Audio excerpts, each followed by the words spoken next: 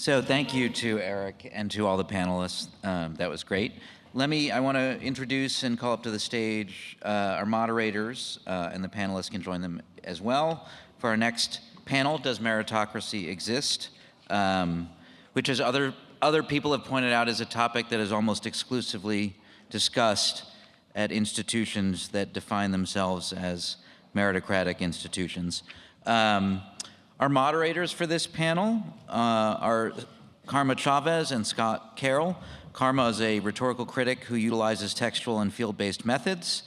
Her work emphasizes the rhetorical practices of groups marginalized within existing power structures, and she attends to rhetoric produced by powerful institutions and actors about marginalized folks and the systems that oppress them.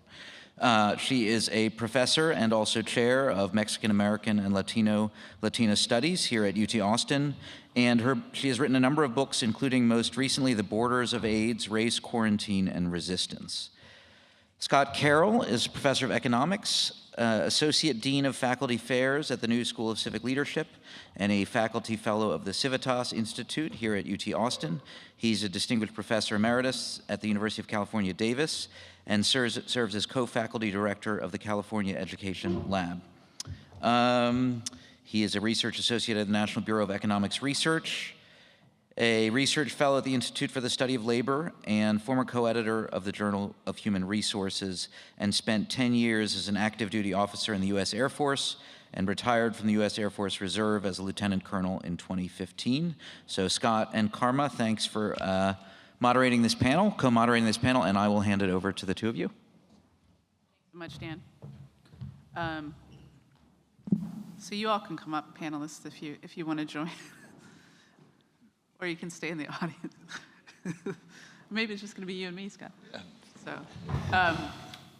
So thank you all so much again for being here. I'll give a brief introduction of the concept that Scott and I have for the panel, and then our panelists can join us as they see fit. Yeah, if you like, come on up.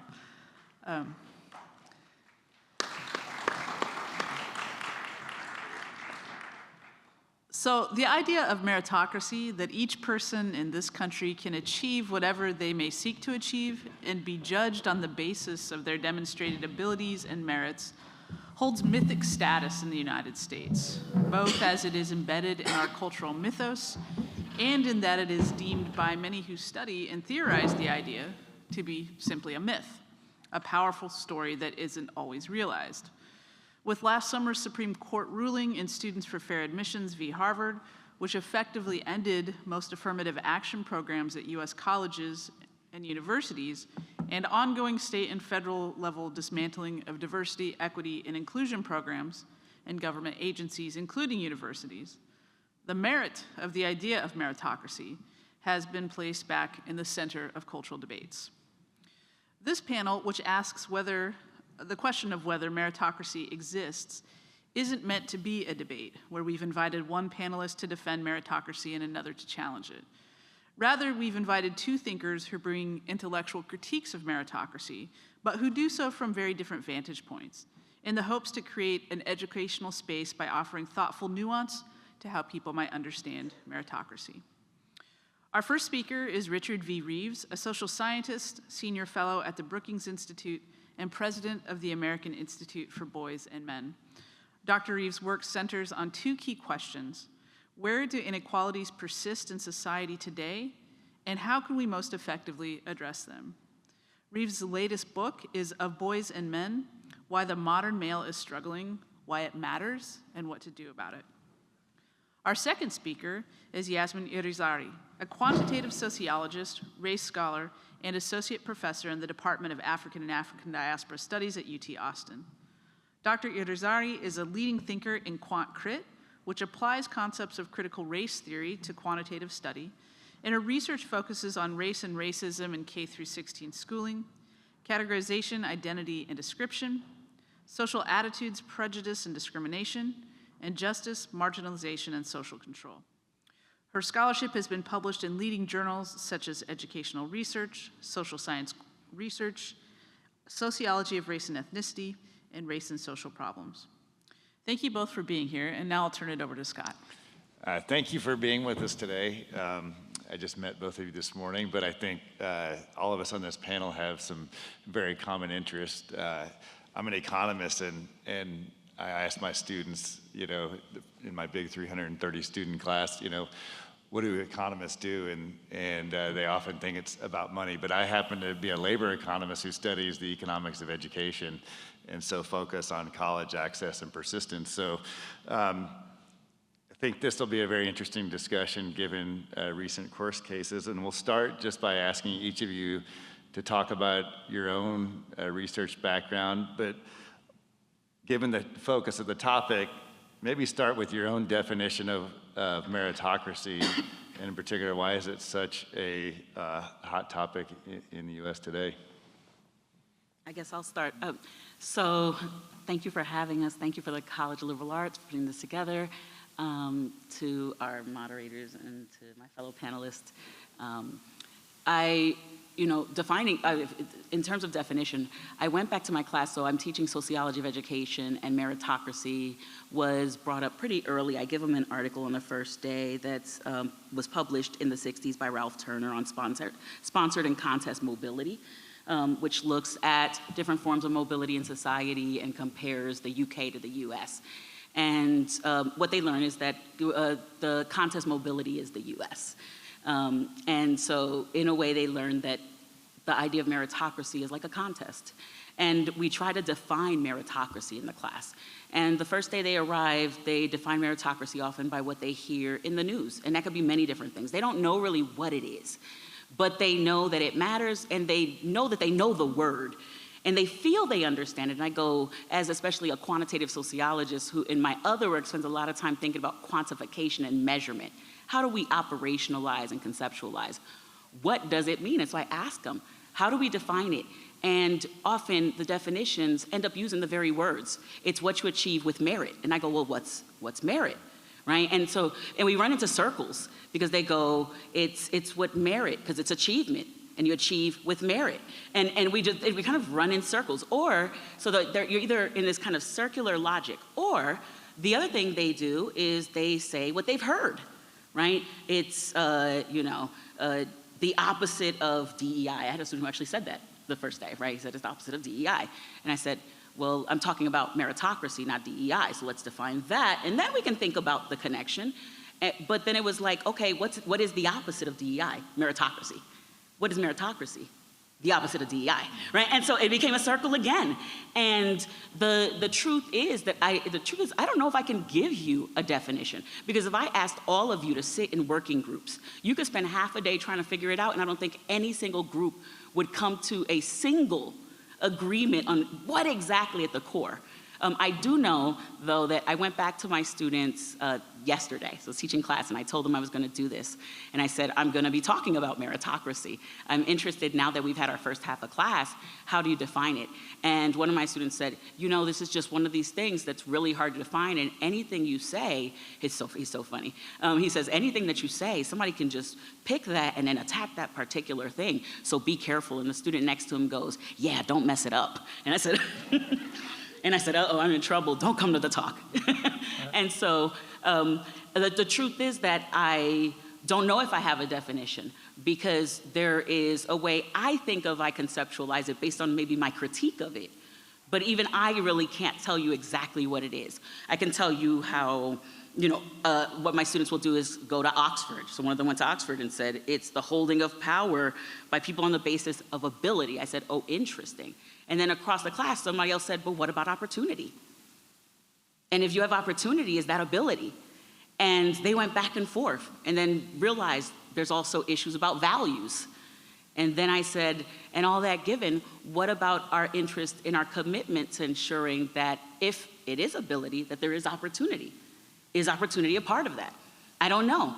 Some people would say yes, some people would say no. It depends on what their values and commitments are and where they're trying to apply the idea, because even though we think about it as an ideal, we end up using examples that are very specific. Like the same student who said, it's the opposite of DEI, said he's a pilot, so he applied it to, well, you have to have criteria to be a pilot. That's a really, really, really specific thing for something that supposedly is this large scale ideal that we have. And one of the things as a sociologist who does measurement I've discovered is that the truth is many of our abstractions and even many of our ideals, we ourselves have no real idea what they are. We just feel in our hearts they are right. And we know that they exist, and we define them often not by any specific collective idea of the sameness, but by the outcomes we think let us know that it's occurred. So we don't often think of meritocracy in definition, but rather when we see somebody has already achieved, right, it's the achievement, then we say they've done it because of merit. So we use the outcome to judge that it has occurred, but we can't define what has occurred. And so the truth is maybe I don't have a definition for you because it would require me to define merit. And I'm not sure that there is a single definition for merit.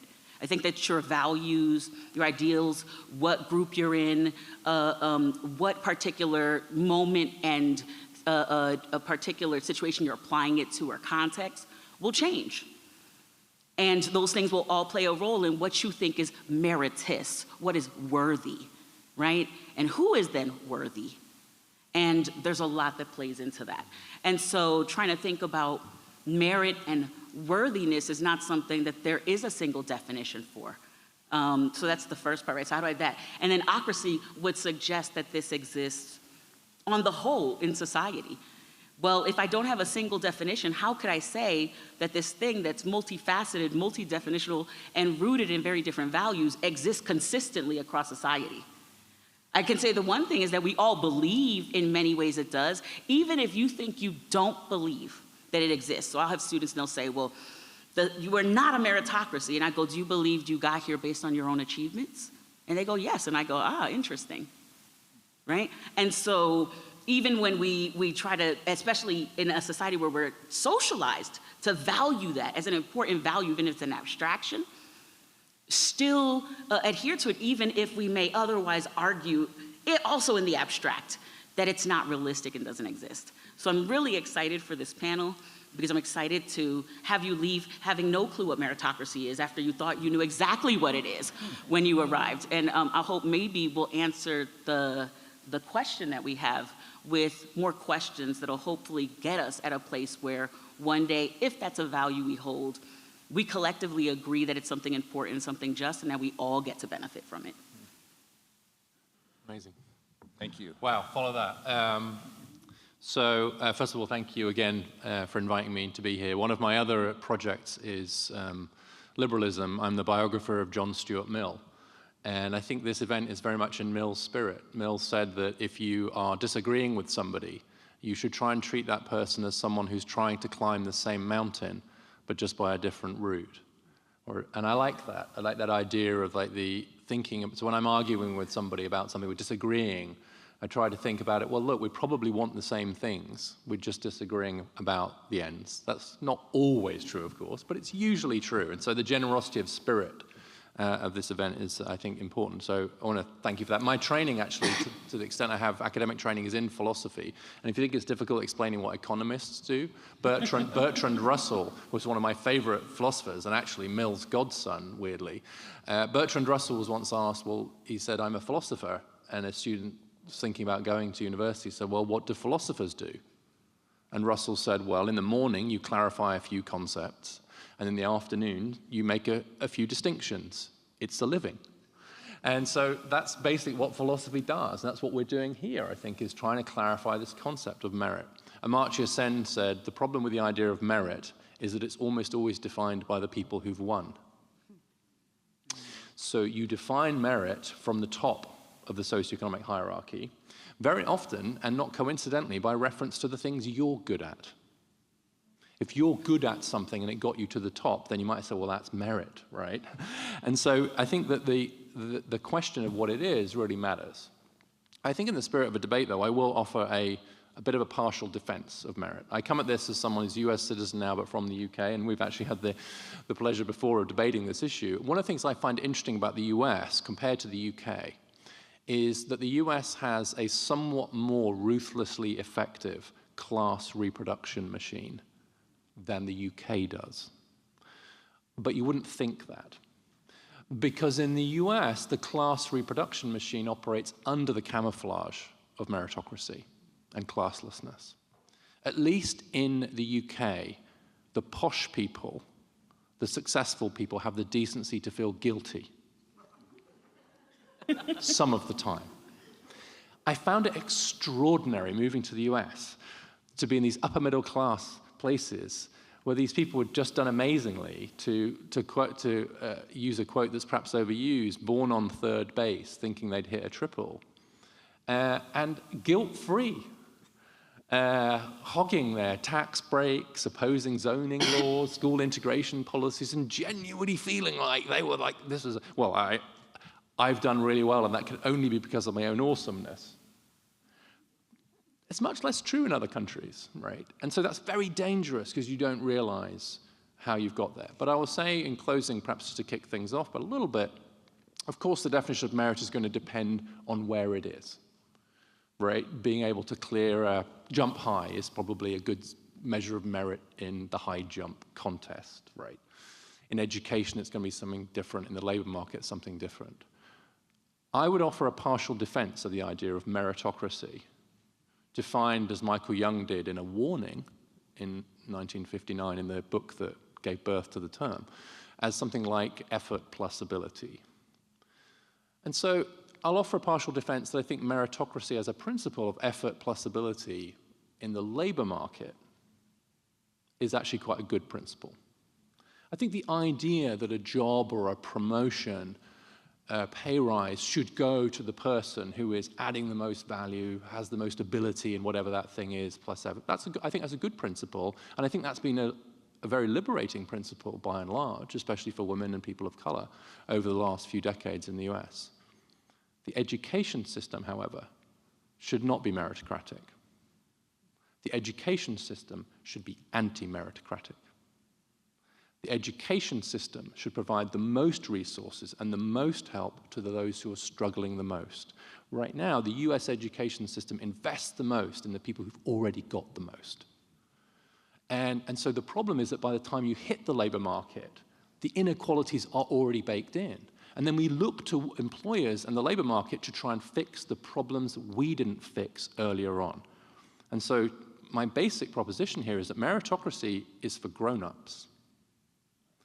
And so if we actually had a properly more egalitarian, anti-meritocratic education system, maybe we could have a more meritocratic labor market.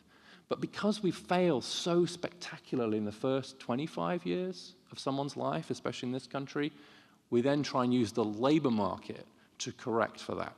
And that is the wrong way to do it. So meritocracy for grown-ups, not meritocracy for kids. Very interesting. It already asked answered some of my questions. So maybe we should get in the nuances of it. But I was going to ask, does it exist, or does it just exist but in a flawed form? And I think, Richard, you already answered that to an extent, that in the labor market, meritocracy exists to some extent, and you would argue that in the educational system, it shouldn't exist. It shouldn't exist. Can I add to that, actually? Yeah. So it's true in many ways it does exist. And I mean, as a Black woman, I'm used to having the conversation of being overqualified for something. I just had this conversation with one of my students. He goes, I went to visit one of these universities, and he said, the other two Black students that were admitted to this university, they had also been admitted to the top Ivy Leagues, and so had he. But the other students, some of them had, and some of them had it. They were just local. That was their only school. It was just and they were still qualified to attend that school. There was nothing about them that made them unqualified or unfit to be there. They had shown merit, but his sense that often a sense that becomes a conversation of the overqualification. And the reason I'm gonna mention this is because it doesn't mean, even in the context where that overqualification exists, doesn't mean that even in adulthood, merit always exists. So then I think I'll go to something that Dr. Z said earlier, because racialization still matters.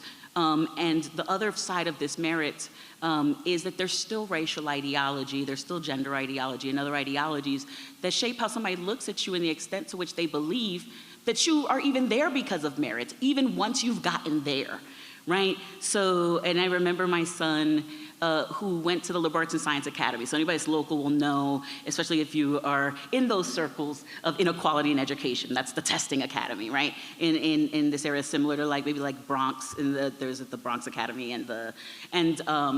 and when he was there, he wasn't in the top 5%, but he did get into UT competitively. He was one of just a handful of black students at this school. The school was 1.9% black.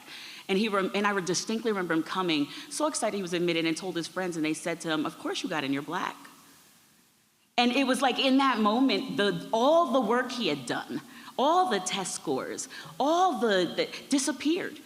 And that happens in so many ways. The East Asian student who's told, "Of course you did well in calculus, you're Asian." But at the same time, shapes how people think about whether you have even gotten to that point and are worthy of moving on at that point. Because the body you embody comes with ideas that people subconsciously associate with different dispositions and abilities that go beyond your demonstration, such that you have to prove yourself after the fact.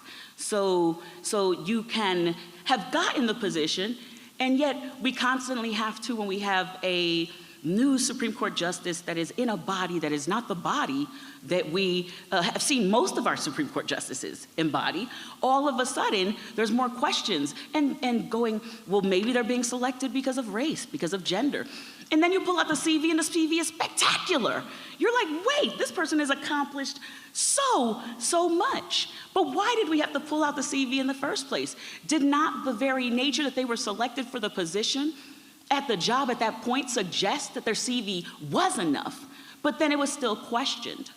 And if it can continue to be questioned, then we have to continue thinking that, yes, I totally agree about the education point, but then in the labor market, we would have to continue to question what happens after you leave, let's say, the place that is anti-meritocratic and enter this meritocratic space, where now supposedly everything you've accomplished is about you, but somehow, if you embody a body that's seen as part of a collective, that's homogenized as part of a collective, that's the word that was used was seen as a monolith, rather than an individual, you don't always get to just be an individual. And part of meritocracy is individualism. That idea that you get to be an individual, and their individual achievements got you there. But when you are in a body that's also homogenized, that's seen as part of a monolith, those ideals of that monolith follow you. And so we have to think both about what happens in terms of meritocracy in our education space, but if we think about it in workspace and in other spaces, how does a person embodies, and the ideas, the scripts, the underlying notions that we have about that body and that person in that body shape all kinds of other opportunities, even if we were to, let's say, be anti-meritocratic in our education space. I just want to comment on something you said earlier, and then maybe say something that will spark a disagreement between us, which would be fun and maybe useful. You made a distinction earlier between merit and worth, and I think that's really worth underlining. In the original book, Meritocracy from Michael Young, when Young came up with the term meritocracy, by the way, he was very worried about it because one of the roots is Greek and one of the roots is Latin. I can't remember which one it is, but I guess ocracy is Greek. Someone in the room is going to know. Ocracy, and merit is Latin, right? And he's like, well, I've created a word that has half a Latin root and half a Greek root, and I'm worried people won't take it seriously. This is what you worried about in the 50s, apparently.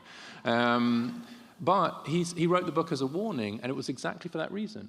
And there's a figure in his novel who is the factory worker who's struggling and then becomes unemployed, but is the best rose gardener in England. So makes the most beautiful rose gardens. And what the book actually goes, what Young says is like, what about the rose gardener? And so what I take from that is the idea that you can have merit applied, say, in the labor market, doesn't mean that that should underpin the intrinsic worth of that person. And whilst I think it should guide whether they get the job, I think you do want the best person to be a professor or a Supreme Court justice. That doesn't mean that that person is better. Being a better professor doesn't make you a better person. And I think in the US, those two ideas have gotten a bit too fused, and that has undermined some of the necessary welfare provisions that I think should accompany a relatively free labor market. People tend to forget that the Scandinavian countries have very free markets. They also just have very generous welfare systems alongside those very free markets. And I think that's quite a good way to think about it. But maybe just to have I'll be interested to see what your response to this is. I was very pleased by Justice Jackson's appointment. I thought it was a mistake for President Biden to announce in advance that he was going to put a black woman in that position. And the reason I thought it was a mistake to announce that in advance was because I think it really did open the door to exactly those kinds of questions that then arose. If you pre-announce, I'm only going to hire from this particularly defined demographic group, I think it made it much easier for people to do what you quite rightly criticize them for doing, which is to say, well, was she really qualified? Because off the bat, you already narrowed the case. And so I thought it was a really big mistake to say in advance he was going to do that, even though I was delighted that he did. So I don't know whether you, it's a disagreement I have with a lot of friends about this, so I'd love to know what you think about that. You know, that's difficult because there are the stated commitments we want to make to ensure that people do have opportunities, given that they have the CVs, and those stated, if they're not stated, often they're lost, right? And even the truth is, even when they're stated, they're still lost. People often make commitments and then somehow you look at, you know, let's say in academia, our pool of candidates, and they go, it's just so hard. You know, and there'll be stated commitments, and maybe in stated commitments to increase diversity here or there in these different kinds of ways. And then sometimes they're not even achieved, sometimes they are. But often in spaces where they're not stated, they're not achieved. It is possible to not state that and achieve that, because then you see it reflected already there. You know, right? And so it is possible he could have not said that and done it. Sometimes I'm just like, act. Yes. At what point do people act? That's what I wish you'd done. And so, because I spend a lot of time hearing about people loving diversity and then being in spaces where I'm the only face that's brown, right? And wondering, how much do you really love it? It's just being said a lot. When are we actually committing to it in action? And there are people with great CVs, so it doesn't really take much, you know, like I said about this overtreatment, like it doesn't take much work to find someone with a great CV from many different backgrounds, because people are spectacular. And if we truly believe that these attributes that people are born with, that are just attributes that have histories to them, and they do shape histories, opportunity, wealth, and other things, but don't actually define individuals and their capacity and their worth, then we should, when we look around in a room and don't see them represented, ask ourselves why we don't and what we're doing to change that. Because if we really believe that those attributes don't shape that, then why aren't they at the table, right? And why aren't they shaping the table? Why aren't they deciding which table?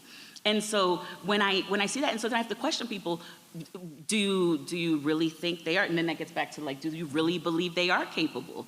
And I think that those beliefs are why then people say, oh, well, he says he's gonna hire a black woman, now I know she's not gonna be capable, because people already believe it. That's the problem. If the nature of the idea is already there, if somebody said they were gonna hire somebody from Harvard, no one would be like, ugh, or just from Yale, ugh. We don't look at those distinctions as distinctions that matter differentially. But if you say, I'm gonna hire a black woman, there are differential ideas about what we believe in capacity.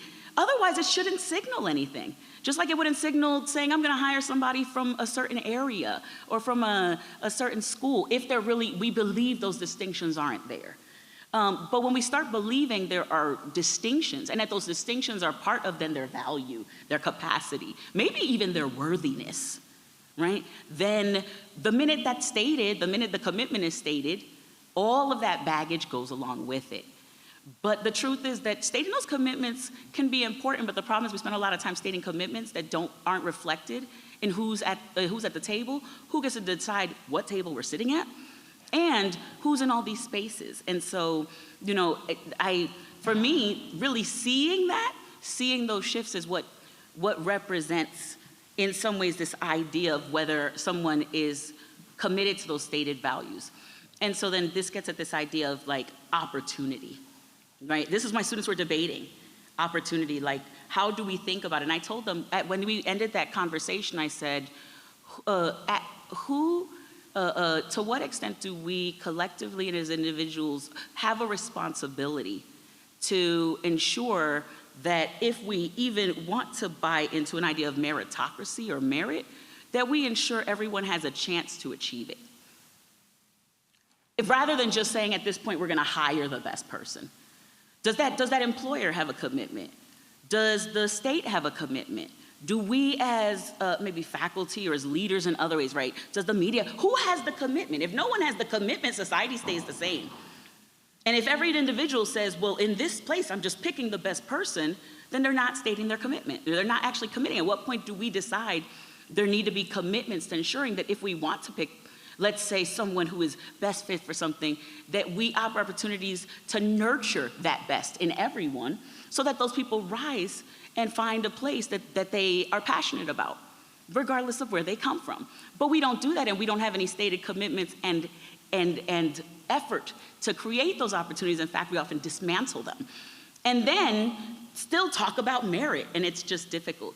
And so part of this is like, interesting as it gets into the idea of like a praxis. So I'm a Black feminist scholar, and part of Black feminism, which is really rooted in a history of just looking at how Black women have worked in trying to make change. I think about Ida B. Wells Barnett, her work around the anti-lynching campaigns. She was actually, a lot of people don't recognize, and I had the honor of adding sociologists to her Wikipedia page, because in her Red Record, she speaks to students of sociology. People didn't see her as a scholar because they see her as an activist, but no, she was a scholar who had a stated commitment and then acted on that commitment, actively acted on that commitment, and acted on it in her own life. And so I think about this, and I often run into this because even with thinking about this contest, part of it is about our stated broad commitments, but our own personal commitments. Most people that are sitting in this room have had some form of opportunity that was given to them that is not readily available to everybody. And most of the parents in this room have in some way leveraged something to offer opportunity to their own children that other people don't have opportunities. So I struggle in my own life thinking, what does a more meritocratic society look like? Does it look like me as a Black woman getting into a position where I can finally do and then just ensuring my own kids can go to private school? Or do I send them to public school and make sure those public schools are better so everybody has good education? That's a really difficult choice. A lot of my colleagues choose private school and choose well-off private schools because they want for their children, and so I don't judge them. But that's a praxis, and that's important. How do we say, as a society, we're committed to something, but as individuals, everybody's children are in Eanes County schools, or at LASA, or at all these like elite schools, or at Magellan, or all these places that we make sure they're in the best educational spaces. We make sure they have all the tutors and all the opportunities. We hustle every little opportunity available to them, every little avenue, as individuals, while simultaneously writing about, and hopefully, and maybe in some ways, advocating against that in society.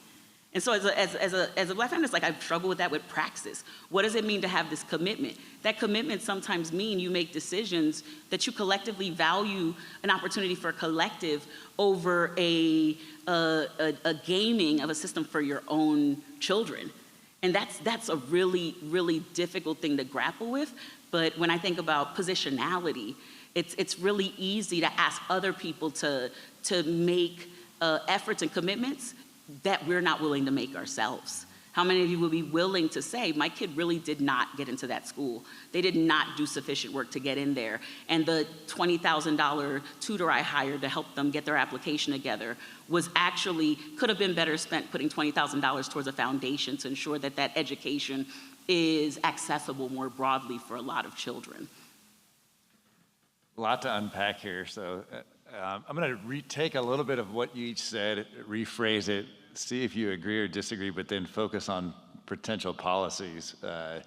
that might get to a more ideal society. So what I heard succinctly from Richard is that we should have meritocracy in the labor market, put the best people in the best jobs, but the educational system should not be meritocratic. I would rephrase it to say we should have equal opportunity, but let individual effort result in the outcomes.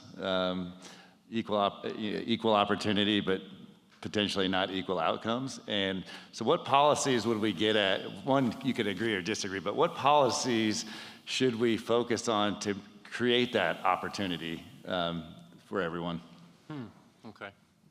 Well, let me say a little bit more about what I meant by an anti-meritocratic education system, where right now, if you look at the young people who are doing best in terms of standard measures of academic achievement, they're the ones that the resources go to, and they're the ones that the future resources go to. So a kid who's doing really well will get into an AP class, and then they'll get tutoring, and then they'll go to an expensive college, which is massively subsidized, through various tax breaks and endowments and so on. But the kid who's really struggling, maybe doesn't get through high school, drops out. If they're lucky, they might get onto an apprenticeship. We spend about $1 on apprenticeships for every $100 we spend on higher education in the US. For example. And so for me, it's about the resource allocation. And so right now, I think we're just used to a system where we say, okay, well, this kid's really good. They're really bright. They're doing really well. So let's spend even more money on them, right? And I actually think we should do the opposite. I think we should be saying the kid who's doing really well and is really bright, I'm not saying we shouldn't give them any support, but they should get less support than the kid who's really struggling and maybe actually doesn't have some of the same cognitive abilities, right? Isn't going to ace the SAT or the ACT or whatever. That's the young person we should be investing the most in.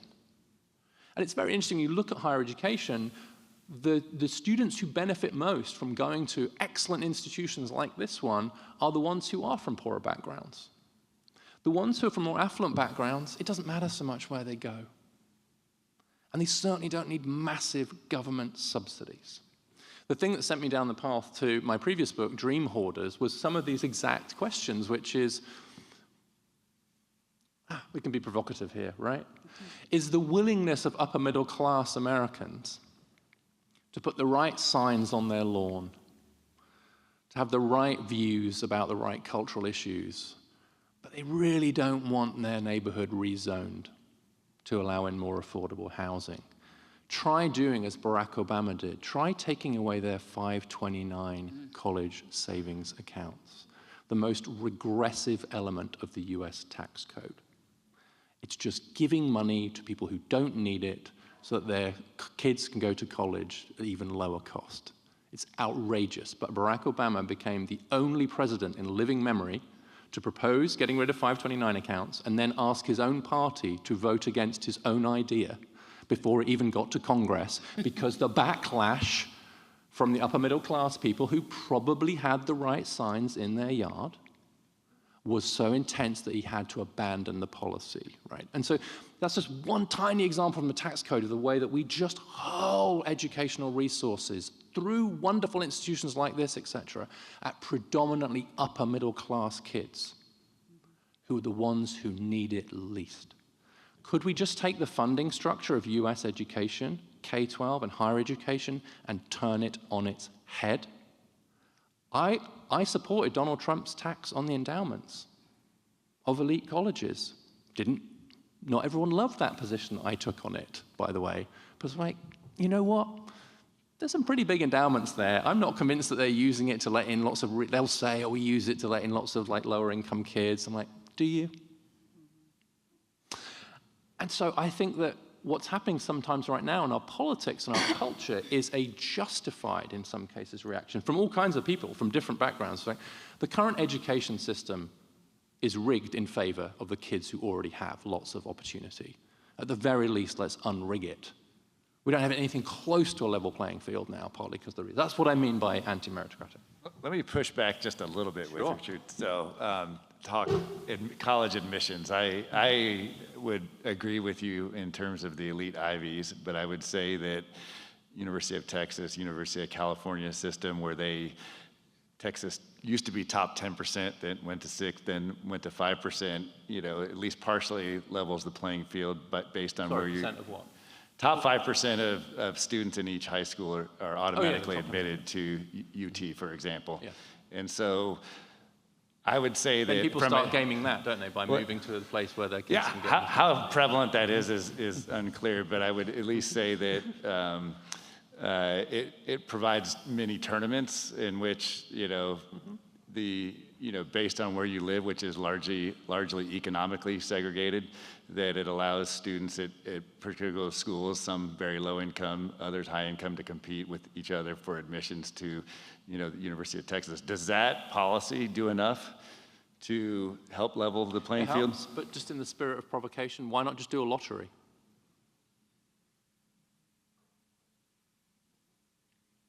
So what was interesting is the school that my son went to, LASA, Liberal Arts and Science Academy, is a magnet school inside of LBJ, a predominantly Black and Latino, predominantly low-income school in Northeast Austin. What was originally a science academy was put there in the 80s so that Austin could get out of desegregation order, because it was under desegregation order because it was immensely segregated even into the early 80s. Their solution for that was to put magnet schools in low-income schools that would draw white students by in return for suffering the horrid thing of having to go to Black and brown schools, in return would receive all kinds of benefits and resources through these magnet programs. And this is during a time of a nation at risk, and so IBM, you also get the tech industry gets really involved in funding these academies that are in these schools. Well, what's interesting about this academy, so this academy is there, even though at a previous time, by the time my son was there, was only 1.9% Black. When it was initially established, it was 25% Black, in a school that was predominantly Black. And so what was interesting is when they did the top 10% program, all of the LASA students took all of the spots that belonged to the local youth. And instead were given to LASA. As a result, they actually advocated to split the schools into 2 separate schools so that the LBJ students wouldn't lose their spots, because they were all taken by LASA students, which were students at the time, many of them who didn't even grow up in Austin, but whose parents would buy apartments in the city so that they could qualify. Talking about gaming the system. They actually, the year that I got there, they had to create a policy that said that the child had to live in the city for at least a year or 2 before they could apply, because parents would buy apartments, 1-bedroom apartments in the city, and then apply for their children to go there, even though they lived in outside of the district, often in wealthier areas. But the school was so prestigious, having the benefit of going to a free private school, in essence, was worth the cost of a 1-bedroom apartment in Austin when it was still $500, right? So I guess the equal opportunity thing is interesting, because at what point would it start? And at what point will we acknowledge, when we get to the next point, unless the previous point was also equal opportunity, it's already been gamed. And so then that's why the contest and sponsor mobility is interesting, because in the article, Turner says in the UK, they try to capture very early who supposedly has merit in these areas in order to be moved into the spaces of being elite, and that they try to do it in a way that can't be gamed by class and other things. And the students find that totally unjust. They go, this is an unfair system, it is unfair. My students are incensed when they find this out, right? But if we talk about equal opportunity, then it makes sense to me that we would go as early as possible before it could be gamed, and figure out if it's supposedly about the individual, their capacities, and then look at it. Now, I'm not advocating for a system like that, but it seems that if that were what we were looking for, that was where we would have to start. Otherwise, we could say every point is equal opportunity and ignore the fact that the previous point wasn't likely equal opportunity, or was likely gamed, even though it had on its face a supposed sense of equal opportunity. And then this is like most of sociology of education. They go, in this moment, did this thing happen? Controlling for everything that's happened prior to this moment. And I go, you mean controlling for all the previous opportunity hoarding? I actually used that language in one of my articles. They did not like it. I said that I was controlling for previous opportunity hoarding to see where the opportunity hoarding was happening in there, in addition to the previous opportunity hoarding. They were very unhappy. It took like 4 rounds of review to convince them to leave that language in there. I guess what I'm saying is that I am not against equal opportunity or equality. The problem is that at what point do we get to that? And if we do it only in one space and ignore the fact that it doesn't exist much of anywhere else, unless we have the power to also change it there, that the students arrive to that space and it's truly not equal. Because when they arrive to that space, there's already been so much unequal that has happened that there's nothing equal about that point anymore. And so we have to spend time thinking about maybe we want to try to attend to policies that are about equalizing, but we have to think about the fact that there are power dynamics. And so this brings me to one other thing. My students got to read an article about South Africa and what happened post-apartheid with education. So in South Africa, post-apartheid, pre-apartheid, the white dominant minority controlling group had mostly boarding schools. They were actually British boarding schools and things like that.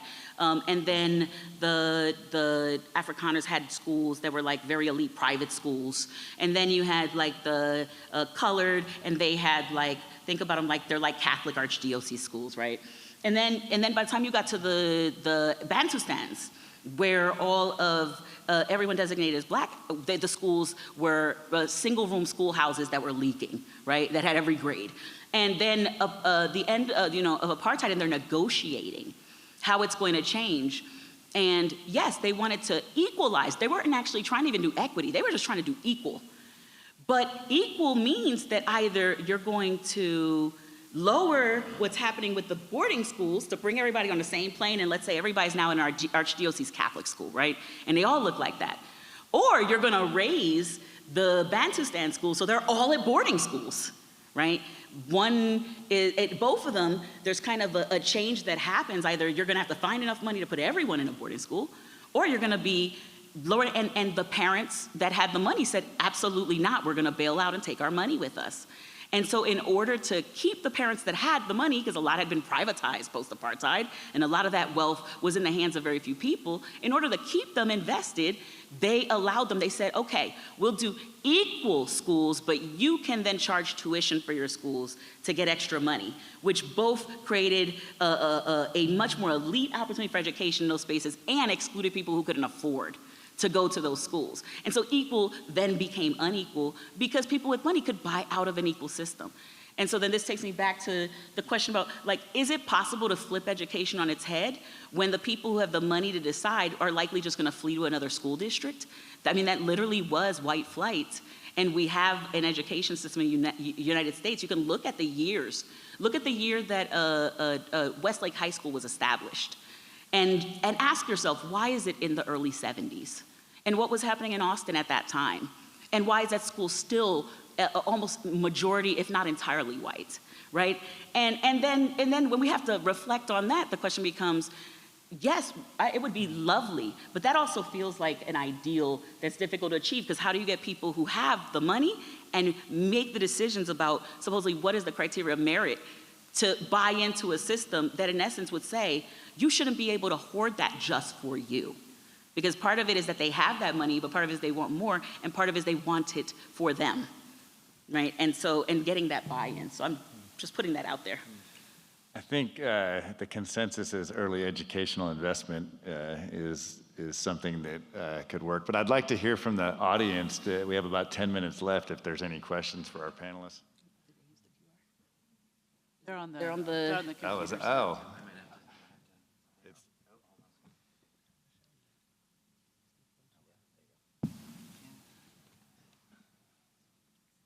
I'm going to start at the bottom. Is it possible to reform these systems when the people in charge benefit from the myth of meritocracy? I think it depends on whether everybody else agrees that they should be reformed. The other side of the coin is that part of the reason that the system exists is because there is social control and adherence, because everybody else who isn't in the elite imagines one day they will also get there. That's part of the contest mobility. It's really funny. So the contest continues to happen, And the idea is by the time you realize you're never going to win the contest, you're too old, and by then you're just convincing your kids it's their turn. You'll win the contest, right? I didn't quite get the picket fence and the house and all these things, but if I invest in you, you can continue playing the contest, and it becomes like a intergenerational contest game where people just never realize that the game was never meant for them to win, that it was meant for most people to be losers. And if you actually collectively had people realize, guess what? Most of us are not going to like create our own meme crypto coins and become like millionaires, or have, invested in GameStop at the right time, or have, created some obscure thing that is going to garner us millions and millions of dollars, that the truth is the majority of us will not land in that type of wealth. We will not make it to that point. That sometimes it's okay not to even achieve that you can be content without it if we agree that there should be a certain standard of living that everyone gets to benefit from what we have. But part of it is that the masses still buy into it as well. It's not just that the elite control and the masses are just kind of not agentic, they're not acting. The problem is that the masses also act with the idea that they one day will also win, that could be them. We emulate it in, the Walmart Birkin. Have y'all seen this? So everybody, people know what a Birkin is. Oh, there's some good nods, that's right, because we're in an elite space. So people know what a Birkin is, right? And so a Birkin is this very expensive purse. It makes Louis Vuitton look like a cheap side piece, right? And you need to get in line to get a Birkin, and they can even decide, should you have a Birkin, right? And what's interesting is I saw Tressie McMillan Cotton, great scholar, sociology of education scholar, and brilliant mind. She did a little think piece on Instagram about the Walmart Birkin. And people were buying, so Walmart does a copy of the Birkin that people start reviewing, talking about it looks so much like a Birkin. First of all, anyone who owns a Birkin will likely know it's not a Birkin. But right now there's this need to try to buy the knockoffs to try to say, we shouldn't have this wealth.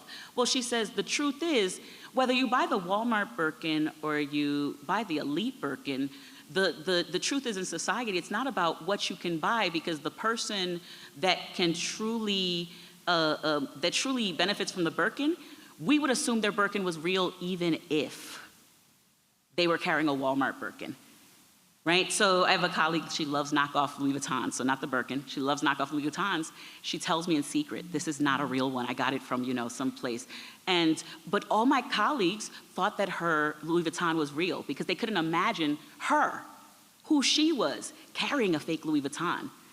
And so it didn't matter whether she bought a real or fake one.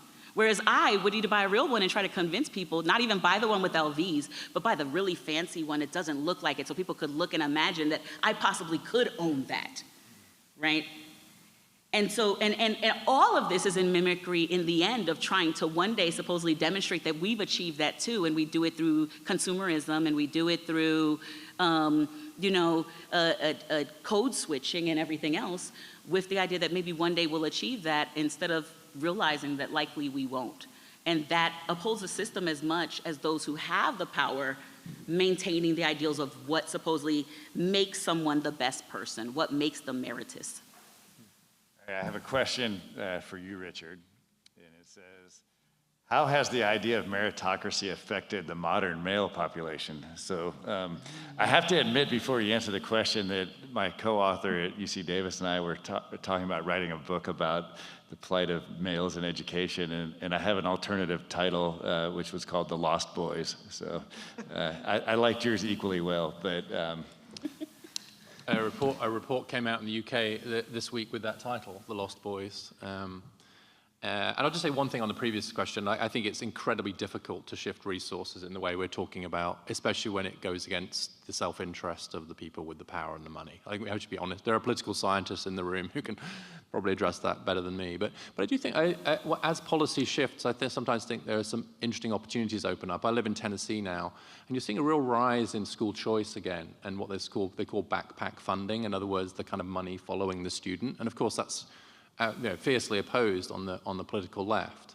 But what's interesting is that you can imagine once those systems are in place, why not argue that if you're going to have that kind of funding, voucher funding basically, let's just make sure that the value of the voucher goes up sharply with the socioeconomic position of the kid. Imagine a world where the poorest kid has a voucher worth $30,000 a year, and my kids have one worth $10,000 a year, and then see what that does to the education market. So I think there could be some opportunities, even if some of the kind of center-right changes we're seeing in education policy around that. Actually, the work on mobility and opportunity is one of the things that led me to this issue around men. Because men without a college degree in particular have gone backwards on pretty much every economic and social measure we have. The intersection of race means that black boys and men are in particular the ones who are, I think, at the sharp edge of some of these intersections, and we've talked about that before. I just did a report in Boston, for example, where we saw there's a 20 percentage point gap in college enrollment between black men and black women, 20 points. It's single figures for the other groups.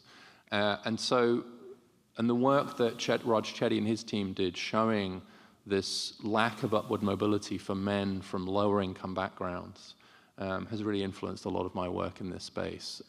He in particular found that the main cause of the black-white intergenerational mobility gap was the lack of upward mobility among black men, which of course then massively affects black women, right?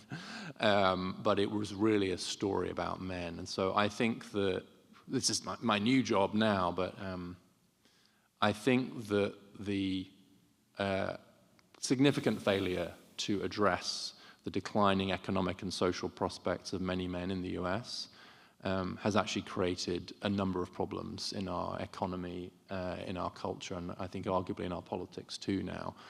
You're starting to see some governors, Wes Moore, Gretchen Whitmer, in their states of the state make strong statements about the need to do more for young men. And so I think that's a good sign. But I think we've been slow, honestly, to realize that, you know, when you have whole swaths of society who are just considerably worse off than their parents were, and that most of those are men, that doesn't end well. So we're about out of time. I just want to leave a minute each for you to have some concluding thoughts. Like a real minute. Oh. Academics. I think, I guess some concluding thoughts. I would say one of the things that I didn't get a chance to mention, but I think is important, is that earlier Richard mentioned the idea of the best person. And I'm interested in I think it's important that we all reflect, what does it mean to say best person? What does it mean to say someone is best, and what kinds of things do we do to decide that? The other part of that is, to what extent are those things that people need to always have ambition for rather than something that we nurture in them? So it may be that somebody doesn't show ambition for something, doesn't mean we can't nurture it. I think this actually reflects some of the things that we talk about with men and boys. Is then the goal then, if they're not showing the ambition for something, mean that they would not be great at it? Were we not to nurture it in them? And so then the question of best person and how we get to that point, or even how we define it, is often an important part of all this. Who would really make the best professor? What values? What is it their, H index, or is it their the grants they bring in, or is it the number of students that say they feel differently because they've entered their class? What kinds of values do we think about? What does a person's background and what they've experienced shape that? What does they achieved? What shaped that, right? So when we say best person. And then in connection to that, can we then nurture that? Is this something that has to be something that everyone strives and struggles to achieve? And if there hasn't been struggle and ambition and this kind of force for it, then it's not valuable, that we create this game that everybody has to climb and talk about their struggle story to, rather than talking about, imagine a different story where instead of all of us were like, I struggled to this point and I struggled in my life. We said that my teachers loved me and they nurtured my love of numbers, and they used to give me activities, and I just found my passion, and I had time to imagine myself doing these things. And that if we could provide that for everybody, then I could end up being the best person for something that right now I have no clue I could even do, because I've never even had the chance to imagine it. And so I think it throws on its head this idea of, what do we mean by best person, and to what extent do we want to create something where everybody has to race and challenge their way to that as part of this meritocracy, rather than something that we nurture in our youth from the moment that they enter the education and they enter the public. I had an experience when I was working in Downing Street for the British government, and on Tuesday nights I would travel from Downing Street to a wooden hut to be a scout leader, and changed into my scout leader uniform as a junior leader. And the group scout leader was a guy called Skip, who was an unemployed factory worker. But as far as our scout group was concerned, he was like a demigod. He was Skip. And the reason I raise that is because the problem is not that we want people who are good at different things in different places, but it's that merit does not equal worth. And as a society, we have to make sure that we are valuing people for all of the different things they bring to the table, not just for their economic value. And so I think it's perfectly fine to have a meritocratic market, but we don't want a narrowly meritocratic society. And we certainly don't want to make the mistake of judging people, their contribution to their families and their communities using, using only economic rationale. I think that was the original warning of Michael Young's book on meritocracy, is don't let this become the dominant ethical mode through which we judge each other. And I think that's the line to draw. We don't have to abandon meritocracy.